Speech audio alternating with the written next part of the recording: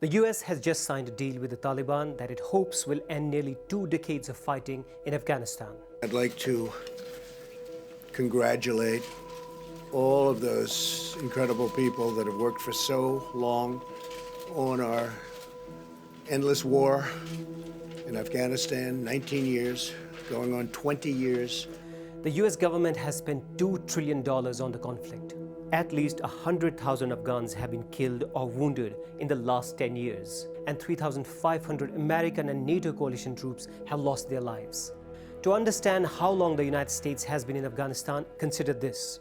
The youngest American troops being sent to Afghanistan these days were born after the 9/11 attacks. So, will this new deal with Taliban bring peace? On its own, no.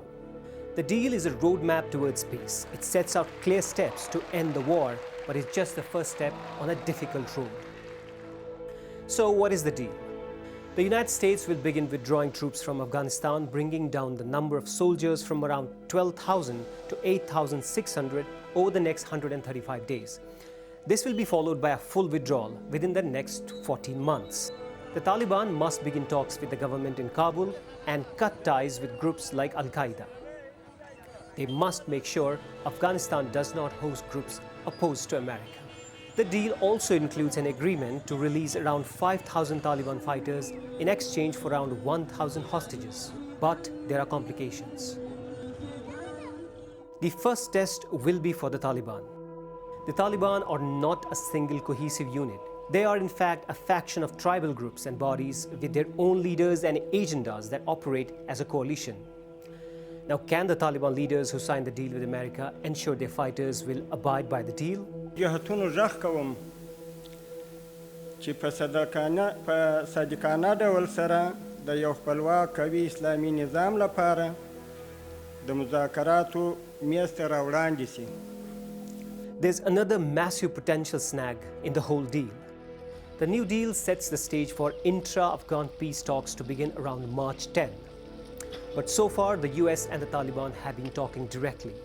The government in Kabul has not been party to the talks because the Taliban do not want them on board. The group dismisses the Afghan government as illegitimate. This has raised suspicion that the Taliban might not negotiate in good faith and may even buy their time until America leaves before trying to seize power. To illustrate this point, just hours after the deal was signed, Afghan President Ashraf Ghani rejected the prisoner swap. هیچ نوع تعهد برای رهایی 50,000 بندی وجود نداره. ما بار این موضوع را به صورت شفاف با دکتر سب خلیلزاد و تمام مقامات دیگر. In Kabul, there is also concern about hard-won gains for education, freedom of speech, women's and minority rights that have improved since 2001. To allay these fears, President Trump sent Defense Secretary Mark T. Esper to Kabul for a separate ceremony with Ashraf Ghani. As inter-Afghan negotiations progress, the United States will watch the Taliban's actions closely to judge whether their efforts towards peace are in good faith. If the Taliban uphold the agreement, the United States will begin a conditions-based, and I repeat, conditions-based reduction in forces.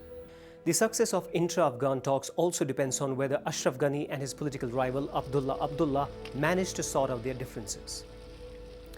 Abdullah has rejected the September 2019 election results after allegations of fraud. Unless they both sort it out, putting together a negotiating team to sit across from the Taliban would be much harder.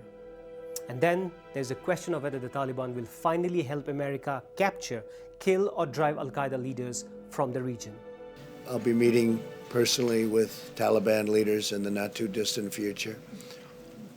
And we'll be very much hoping that they will be doing what they say they're going to be doing. They will be killing terrorists.